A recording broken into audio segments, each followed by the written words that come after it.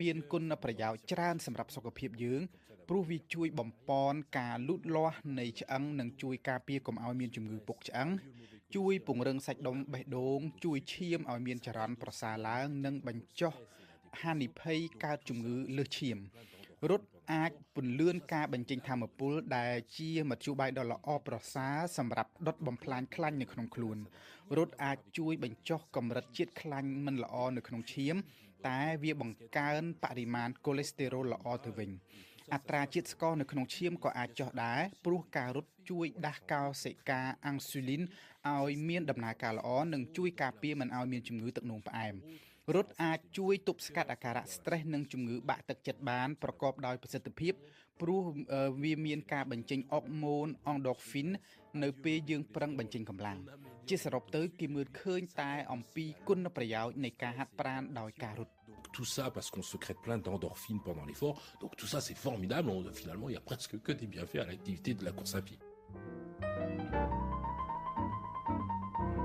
មូលហេតុល្អមានច្រើនដែលគួរតែយើងចាប់ផ្ដើមរត់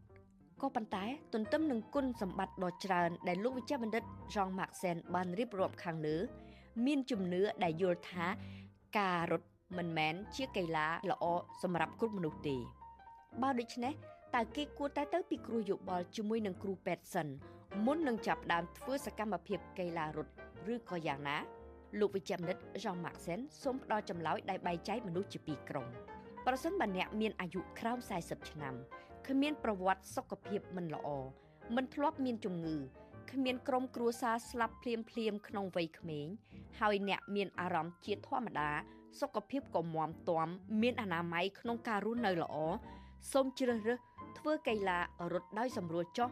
មិនចាំបាច់ទៅពិគ្រោះយោបល់ជាមួយគ្រូពេទ្យជាស្វ័យប្រវត្តិទេក៏ប៉ុន្តែប្រសិនបើអ្នកមានអាយុលើសពី40ឆ្នាំទៅហើយយកល្អគួរតែទៅឆ្លងយោបល់ជាមួយគ្រូពេទ្យសិនដើម្បីឆ្លៀតឱកាសនេះទៅត្រួតពិនិត្យសុខភាពជាទូទៅតែម្ដងជាពិសេសទៅឆែកមើលសុខភាពបេះដូងនិងសរសៃឈាមបេះដូងពេលនោះគ្រូពេទ្យអាចវាយតម្លៃអំពីហានិភ័យសុខភាពសន្លាក់ដូចជាជង្គង់ចង្កេះនិងប្រព័ន្ធសរសៃឈាមបេះដូងរកមើលក្រែងមានជំងឺខ្លាញ់ក្នុងឈាមកូលេស្តេរ៉ុលឬក៏ជំងឺមានសម្ពាធឈាមឡើងឬក៏ឈាមចុះជាទូទៅបើគ្មានបញ្ហាសុខភាពជាប់ខ្លួនស្រាប់ទេមនុស្សគ្រប់រូបសុទ្ធតែអាចរត់បានទាំងអស់មិនថាមៀតធំមៀតតូចមៀតដាំងមៀតស្ដើងធាត់ឬក៏ក្មេងនិងចាស់ឡើយ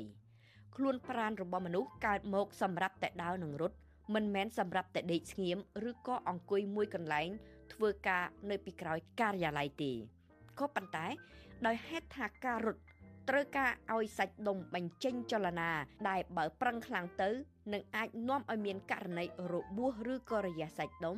ទើបអ្នកដែលមានមៀតធាត់អ្នកដែលអសកម្មយូរពិបាករត់ឬក៏ត្រូវតែប្រុងប្រយ័ត្នខ្លាំងនៅក្នុងពេលរត់